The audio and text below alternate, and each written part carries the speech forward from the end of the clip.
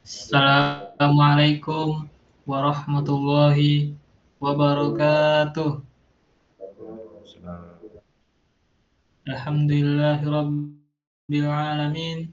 Segala puji hanya bagi Allah Subhanahu wa taala yang telah memberikan kita nikmat iman, Islam, serta kesempatan untuk hadir dalam majelis ilmu yang mulia ini.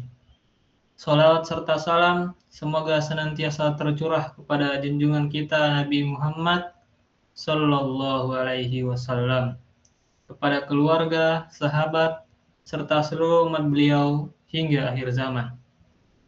Hadirin yang dirahmati Allah, perkenalkan saya, Ahmad Thori Syaifullah, selaku moderator dalam kajian kita pada hari ini. Insya Allah, saya akan memandu jalannya acara Budah Buletin Islami yang mengangkat tema yang penting dan relevan, yaitu zina membawa bencana. Tema ini sangat krusial, karena kita hidup di zaman di mana batas-batas moral semakin kabur, dan perbuatan zina dianggap lumrah, bahkan dirayakan. Padahal, Islam secara tegas menyatakan bahwa zina adalah dosa besar yang membawa kerusakan pribadi, keluarga, hingga peradaban. Oleh karena itu, melalui forum ini, kita berharap bisa menggali pemahaman yang lebih dalam tentang bahaya zina, serta solusi Islam dalam mencegah dan menanggulanginya. Dan Alhamdulillah telah hadir bersama kita pemateri yang insya Allah tidak asing lagi, yaitu Ustadz Syafiq. Beliau adalah pengasuh kajian rutin di Rubin ID, pembedah buletin kafah, aktivis dakwah, dan pengajar dakwah di daerah Yogyakarta. Beliau akan menyampaikan pemaparan sekaligus membedah isi buletin secara lebih rinci dan bernas. Kepada Ustaz Syafiq, kami ucapkan jazakumullah khairan atas kehadirannya, dan kepada seluruh peserta, kami ucapkan selamat mengikuti kajian. Semoga menjadi ilmu yang bermanfaat dan memperkuat ketakwaan kita kepada Allah. Tanpa memperpanjang mukadimah, kami persilakan kepada Ustaz Syafiq untuk menyampaikan materi kajian bedah buletin zina pembawa bencana. Ilaihi falyatafaddal masykurah. Baik. Jazakallah khair kepada Mas Ahmad Tarik ya. Bismillahirrahmanirrahim. Assalamualaikum warahmatullahi wabarakatuh. Alhamdulillah pada pagi ini, alhamdulillah di pagi hari ini kita diberikan kesempatan oleh Allah SWT untuk kembali mengkaji, membedah satu tulisan yang cukup menarik ya, di buletin kafah. Syukur kita ucapkan kepada Allah SWT atas nikmat yang Allah berikan. Salawat dan salam juga pada kita Nabi Agung Muhammad Sallallahu Alaihi Wasallam. Ya, teman-teman sekalian, aku izin share screen ya.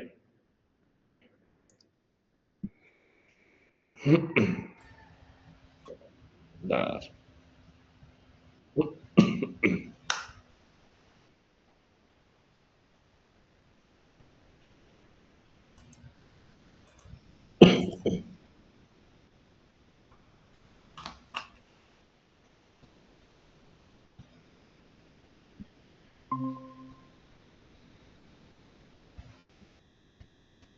Sudah terlihat ya PPT-nya?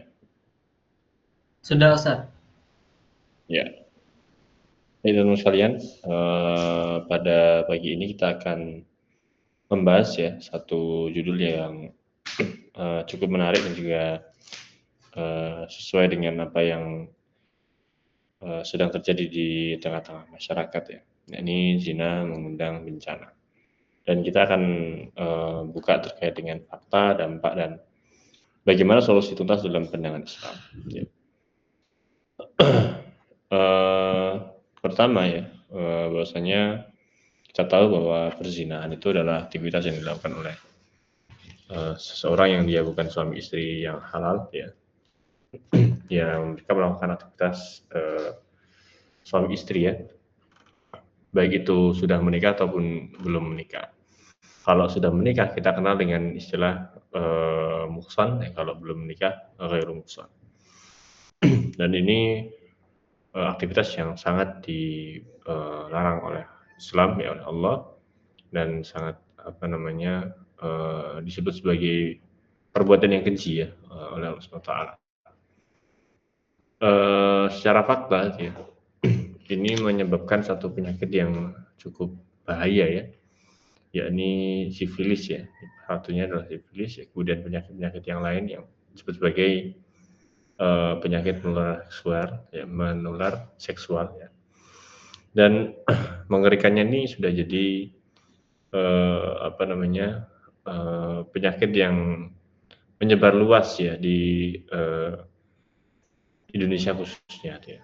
Ini kita lihat bahwasanya peningkatan penyakit menular seksual ya, sifilis itu 70% dalam 5 tahun terakhir ya.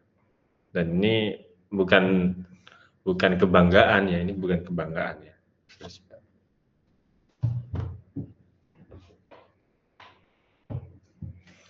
Ini bukan satu kebanggaan ya, tapi hal yang harus kita muhasabai dia. Ya. Dan ini berarti ada perbuatan dosa di tengah-tengah masyarakat kita.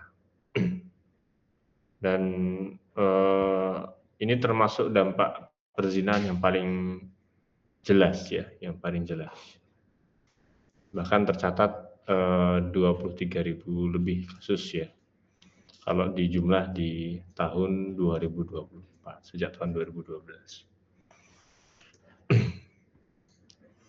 Kemudian fakta selanjutnya ini juga mengerikan ya, bahwa lebih dari setengah remaja usia 15-19 tahun itu telah berzina. Nauzubillah min dzalik. Ini usia-usia produktif ya, usia-usia produktif ya. Kalau kita lihat ya, mungkin ini usia-usia SMA lah ya, SMA kuliah ya, SMA kuliah yang harusnya ini menjadi usia-usia mereka yang memiliki waktu untuk mengembangkan diri gitu ya, untuk mendapatkan makna hidup gitu ya, bisa mencari makna hidup ya, dia bisa mengembangkan kapasitas diri dan sebagainya. Dan yang mengerikannya ya, 59% remaja perempuan dan 74% remaja laki-laki telah berhubungan seksual ya. Berarti hanya sekitar 40% ya remaja perempuan yang bahasa mudahnya tidak pernah berhubungan dengan seksual. Dengan hubungan seksual ya. Ini survei KPAI menggambarkan perilaku seks bebas kalangan remaja. Ini berita di salah satu portal berita ya, bahwa 2007 di tahun 2007 ya, itu 4.500 remaja yang disurvei, dan 97% diantaranya mengaku pernah menonton film porno. Ini 2007 ya, sekarang 2025. Wah, ini berarti kan bisa kita asumsikan tidak mungkin menurun ya, karena kehidupan sudah semakin lebih bebas ya, kemudian teknologi, perkembangan komunikasi itu sudah sangat luas. Kemudian dampak selanjutnya apa selain seks bebas ya anak-anak, itu tentunya kehamilan ya, kehamilan yang tidak diinginkan ya, meskipun tuh adalah hasil perzinahan ya, kemudian sampai aborsi massal ya. Jadi menurut data ada 750.000 hingga 1,5 juta aborsi setiap tahun ya, naudzubillah. Termasuk yang terakhir apa? Generasi produktif terpapar infeksi menular seksual. Jadi penyakit yang didapat ya dari hubungan seksual non marital, tidak menikah, di luar nikah ya, kemudian berganti-ganti gitu ya, itu menyebabkan berbagai macam penyakit menular seksual. Yang kita ketahui ya tadi ada sifilis ya, kemudian ada HIV gitu ya, dan sebagainya.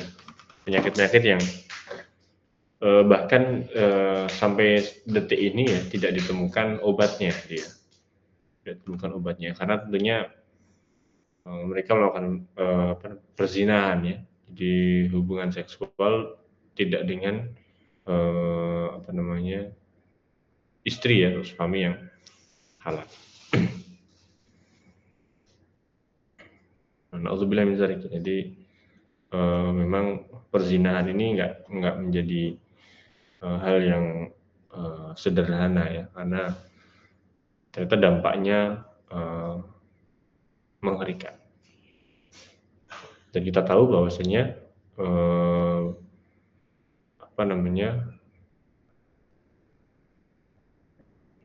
kalau kita lihat di dunia ya secara umum ya, dan juga di Indonesia secara khusus ya, ini terus terjadi, perilaku seksual ini terus terjadi, bahkan nanti akan kita coba buka ya bagaimana fakta yang terjadi di negeri kita.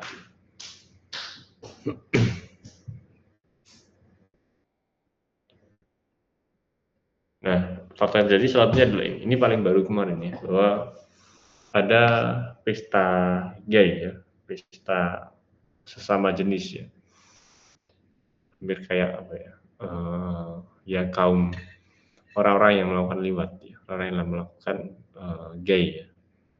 Itu setelah dicek ya, ternyata ada 30 orang yang reaktif HIV ya, dan 15 lainnya positif sifilis ya. Na'udzubillah min dzalik.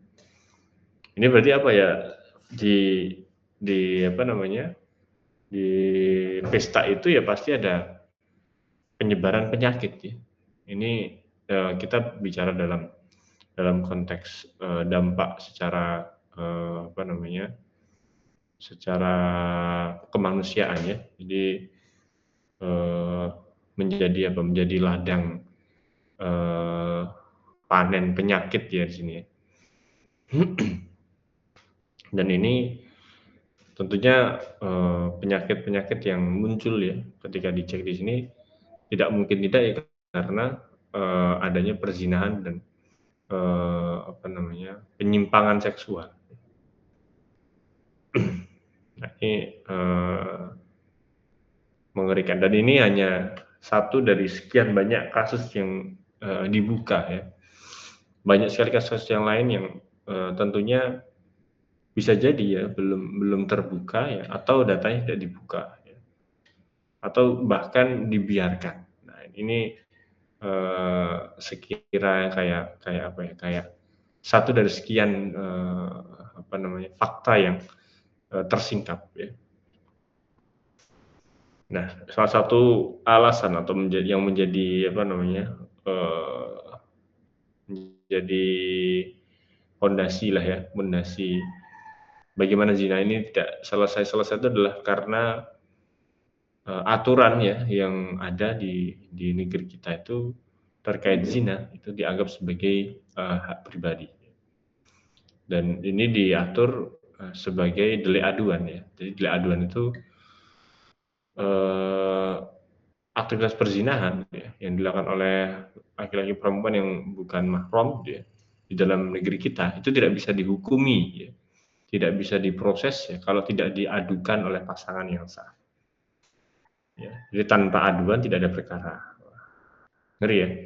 Jadi kalau di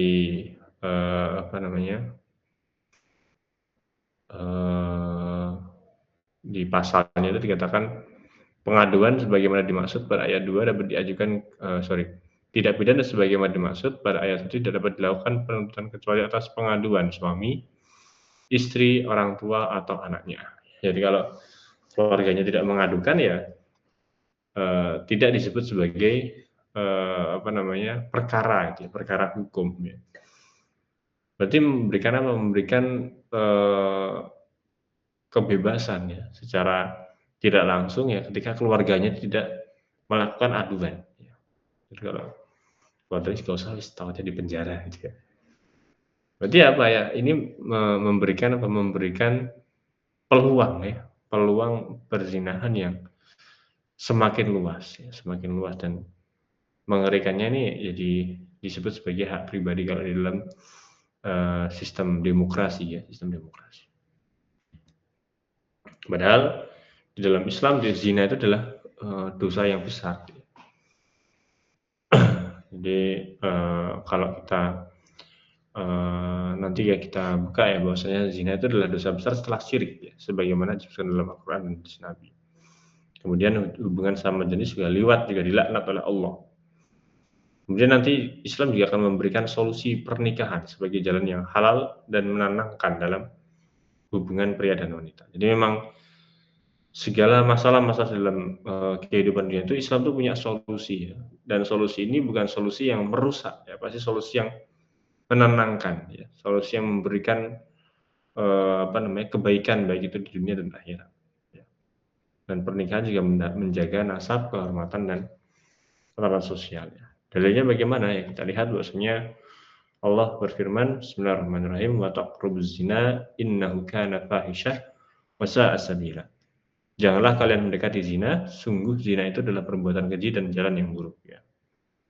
Ada lagi Rasulullah pernah bersabda, ma min dambin ba'da syirki billahi a'dhamu 'indallahi min nutfatin wada'aha rajulun fi rahimin ala tahillu lahu. Tidak ada dosa setelah syirik yang lebih besar daripada dosa seorang laki-laki yang menumpahkan spermanya pada rahim yang tidak halal untuk dirinya. Kemudian juga Nabi juga bersabda ya, la'anallahu man amila amala qaumin lutin. Allah telah melaknat siapa saja yang melakukan perbuatan kaum Lut. Jadi liwat ya, atau hubungan seks sesama jenis ya. Ini kalau bahasa mudahnya LGBT gitu ya. Dilaknat oleh Allah. Dan pernikahan ya dari syariatnya Allah itu memberikan satu solusi ya. Solusi yang memang bisa memberikan kebaikan ya di dunia dan akhirat. Allah berfirman, Bismillahirrahmanirrahim, wa min ayatihi an khalaqalakum min anfusikum azwajan litaskunu ilaiha wa ja'ala bainakum mawaddatan wa rahmah inna fi dzalika laayatil liqaumi yatafakkarun. Di antara tanda kekuasaan Allah adalah Allah menciptakan istri-istri kalian dari diri kalian sendiri ya. Makanya disebut juga bahwasanya istri-istri kita itu berasal dari tulang rusuk kita ya. Jadi itu bagian dari diri kita ya. Kemudian agar kalian merasa tentram ya, tenang ya. Sakinah. Lalu dia menumbuhkan rasa cinta, mawaddah dan juga rahmah ya, kasih sayang di antara kalian ya. Dan terdapat tanda-tanda kekuasaan bagi orang yang mau berpikir. Ini memberikan satu bukti bahwasanya Allah itu punya ruang ya, memberikan ruang ya kepada hamba-hambanya yang terkait dengan urusan naluri atau gharizah ya. Gharizah an-naw ya, gharizatun naw atau gharizah untuk melanjutkan keturunan. Memiliki rasa cinta itu ya caranya diimplementasikan dengan cara menikah ya. Nah, berbagai masalah-masalah yang ada ya dalam urusan seks bebas ini ya, perzinahan itu salah satunya adalah karena akar masalahnya karena sistem yang berlaku sekarang ya. Ketidakjelasan secara konsep ya, secara ide bahkan terkait dengan sistem persangsian ini menjadi salah satu sebab ya tersebarnya ya, merebaknya perzinahan. Sekuler dan liberal ini menjadi salah satu ide yang dicangkokkan ya di tengah-tengah kaum muslimin ya, yang akhirnya kaum muslimin yang harusnya dia hidup dengan aturan Allah, dia menjalankan, perintah Allah ya, menjadikan apa, menjadikan mereka menjauh dari urusan agama ya. Ketika itu urusan-urusan yang berhubungan dengan urusan muamalah ya, berurusan dengan urusan, eee, kemasyarakatan ya. Agama ya dipakai di ruang-ruang privat ya. Setelah masuk ke ruang publik ya agama tidak dipakai lagi, atau standarnya dipakai dengan standar barat ya. Maka standar barat itu apa? Yaitu kebebasan ya. Jadi, setiap manusia tuh punya free will ya kalau bahasa, orang barat kayak gitu ya. Jadi ketika mereka keluar dari urusan, privatnya ya mereka dibebaskan ya, tergantung apa namanya, keinginan mereka masing-masing. Nah ini salah satu akar masalah munculnya perzinahan yang tidak selesai-selesai, atau yang berdampak, besar gitu ya. Nah, Islam tuh ya, itu punya solusi yang lengkap tuh ya, yang, dengan solusi ini, apa namanya, perzinahan dapat bisa ditekan ya, ditekan bahkan, bisa hilang gitu ya. Dan tentunya kalau perzinahan itu bisa ditekan dan bisa hilang, itu berbagai dampak-dampak yang tadi ada di tengah-tengah, masyarakat itu bisa dihilangkan juga ya, bisa tidak terjadi lagi gitu ya. Pertama, tentunya, solusinya adalah adanya pendidikan takwa dan ifah ya, bahwa, di dalam hidup kita ya, itu sejatinya itu tidak lain tidak bukan hanya mengharap ridha Allah dan, tidak ada, apa namanya, jalan lain ya, selain negara gitu ya, yang punya wewenang itu mendidik masyarakat agar menjadi pribadi yang beriman dan bertakwa gitu ya, baik itu laki-laki maupun perempuan ya. Jadi kalau sudah punya takwa pasti, akan menutup aurat gitu ya, menjaga diri gitu ya, tidak melakukan apa namanya, hal-hal yang dilarang oleh oleh, Islam gitu ya. Ya laki-laki, perempuan akan ghadul basar yang menjaga pandangan ya, kemudian, perempuan akan menjaga sifat iffah dan izahnya gitu ya. Nah yang kedua, eee, negara akan mendorong ya dan juga memudahkan ya para pemuda untuk menyegerakan pernikahan. Nah, hari ini tuh, banyak, anak-anak muda yang sulit ya menikah karena tekanan ekonomi. Wah ini, mohon maaf nih ya, misalnya, ini seserahannya segini Mas, atau, mohon maaf lagi misalnya uang panainya segini gitu ya. Wah ini laki-laki yang mau menikahi jadi minder ya, jadi meleret gitu ya. Apalagi di kehidupan ekonomi yang sulit sekarang, seperti sekarang ya, di sistem, kapitalisme sekarang ya. Dan, negara juga sekarang cenderung abai terhadap kebutuhan para pemuda untuk berumah tangga ya. Dan karena sistem kapitalisme yang merebak ini ya, yang diterapkan ini menjadikan atau menciptakan kesenjangan ekonomi dan kemiskinan yang struktural ya.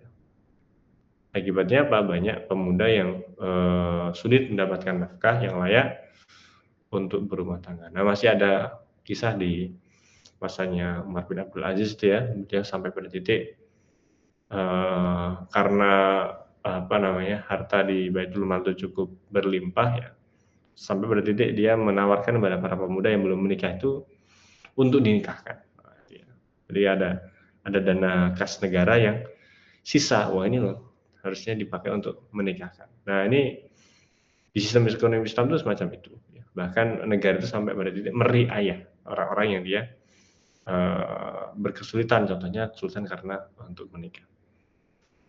Nah, di dalam sistem ekonomi Islam juga, akan tercipta, apa namanya, keadilan ya, dan juga jaminan hidup bagi masyarakat, termasuk hal-hal yang berhubungan dengan kebutuhan-kebutuhan, anak-anak muda ya, yakni, menikah, ya. Meskipun tentunya juga, ruang-ruang untuk, apa namanya, mendapatkan, pendapatan yang layak juga akan disempurnakan ya oleh negara Islam.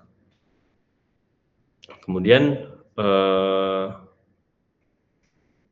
negara juga akan memberikan pemeliharaan ya kepada keluarga-keluarga agar tetap harmonis ya.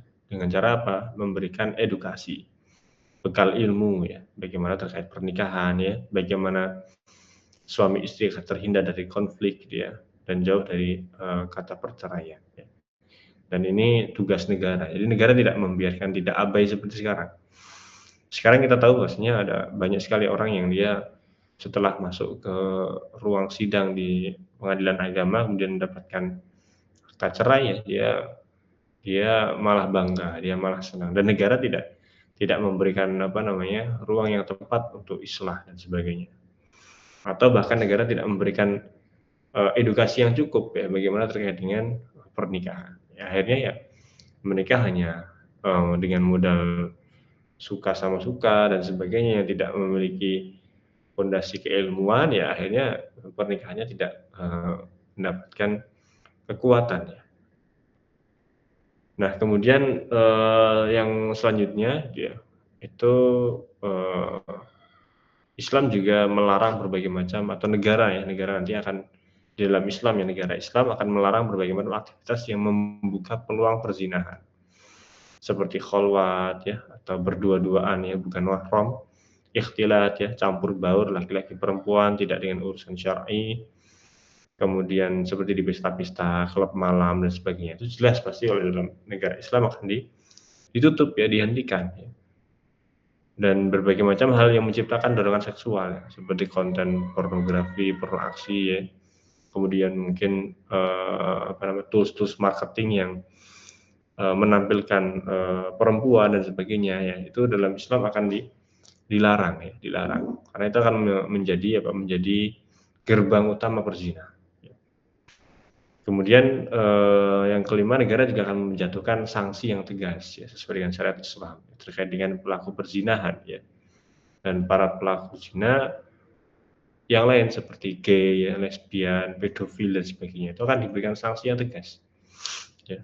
Kalau yang lajang ya yang belum menikah atau ghairu muhsan dihukum dengan 100 kali cambukan ya. Dan ini disebarluaskan dibuka ke tempat-tempat umum. Ya.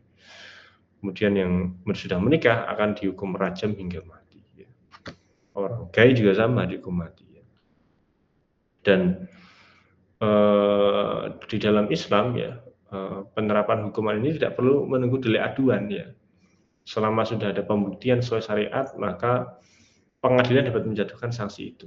Ya. Contohnya juga ketika dilihat ada 4 orang saksi pria ya yang menyaksikan perbuatan zina ya.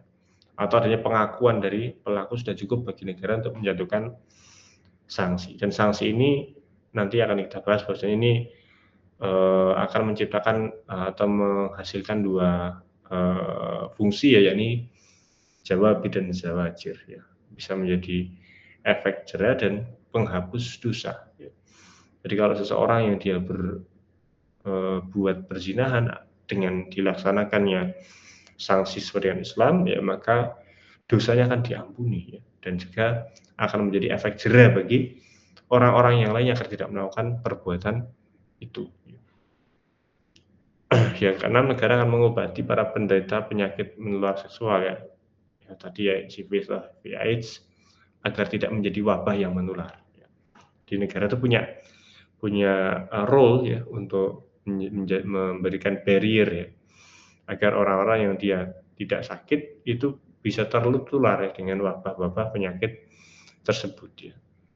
Para istri yang mengetahui suaminya mengidap penyakit berbahaya ini diberikan hak ya dalam syariat untuk mengajukan gugatan cerai. Ya. Jadi memang penyakit-penyakit ini menjadikan bukti bahwasanya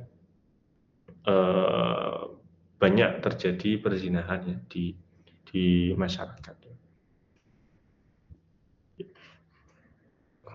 Kemudian ya sanksi Islam itu bukan hanya bukan kekerasan ya, tapi perlindungan. Jadi berbagai macam hukuman yang diberikan pada pelaku perzinahan yaitu tadi ya sebagai zawajir dan jawabir ya, sebagai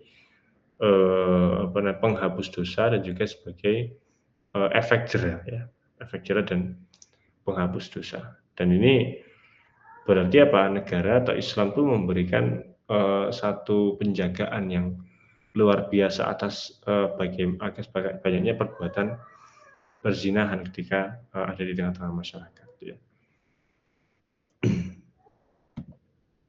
Nah, karena itu ya, bahwa banyaknya permasalahan ya, termasuk perzinahan di tengah-tengah masyarakat sekarang ya, tidak bisa diselesaikan secara tuntas ya, kecuali, diterapkannya syariat Islam ya. Karena Islam tadi sudah memberikan penjagaan dari level yang paling sederhana. Ya, level yang paling sederhana terkait dengan ketakwaan, terkait dengan keimanan ya, pendidikan ya, yang diberikan kepada masyarakat itu adalah pendidikan yang berhubungan dengan keimanan, ketakwaan. Kemudian selain itu sampai pada level negara yang memberikan sanksi yang tegas ya, yang akhirnya, bisa memberikan efek jerah ya kepada, para, orang-orang yang mau melakukan perbuatan itu ya, dan juga menjadi penghapus dosa bagi, pelaku, perzinahan ya. Dan, syariat Islam kafah ini tidak bisa terlaksanakan kalau tidak ada satu institusi negara ya, yang kita kenal dengan atau kita, ketahui ya, di syurah-syurah Islam ya, bahwasanya disebut sebagai khilafah ya, sebuah institusi negara, sebuah pelaksana hukum ya, yang nantinya diterapkanlah syariat ke seluruh, wilayah di kaum muslimin ya, dan akan menangani berbagai macam, kerusakan moral. Ya. Begitu, mungkin ada yang, ditanyakan atau tidak, nanti kami silakan ke Mas Ahmad Thorik ya. Kami kembalikan ya ke Mas Ahmad Thorik ya. Terima kasih, jazakumullah khairan. Mohon maaf bila banyak khilafan. Monggo Mas Thorik. Baik, terima kasih Ustadz atas penjelasannya. Sebenarnya tadi apa ya? Saya ada sebuah pertanyaan tadi itu sebenarnya. Cuman sudah terjawab akhir-akhir ini. Ya, pertanyaannya itu jika Islam sudah menawarkan solusi tuntas terhadap zina, mengapa perzinahan masih marak terjadi? Nah, tadi dijelaskan oleh Ustadz karena tidak adanya sistem yang Islami yang akan menyelesaikan problematika tentang perzinahan ini. Karena sudah terjawab dan sudah jelas juga, jadi saya tidak jadi bertanya. Alhamdulillah kajian kita hari ini dengan tema zina mengundang bencana telah selesai. Semoga menjadi ilmu yang bermanfaat dan pengingat untuk kita semua agar menjauhi zina dan menjaga diri sesuai dengan tuntunan Islam. Terima kasih kepada Ustadz Syafiq dan seluruh peserta yang akan menyaksikan video ini. Insya Allah kita akan bertemu lagi dalam kajian rutin pekan depan.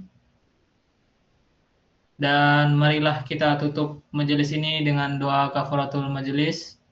Subhanakallahumma wa bihamdika asyhadu an la ilaha illa anta astaghfiruka wa atubu ilaik. Assalamualaikum warahmatullahi wabarakatuh.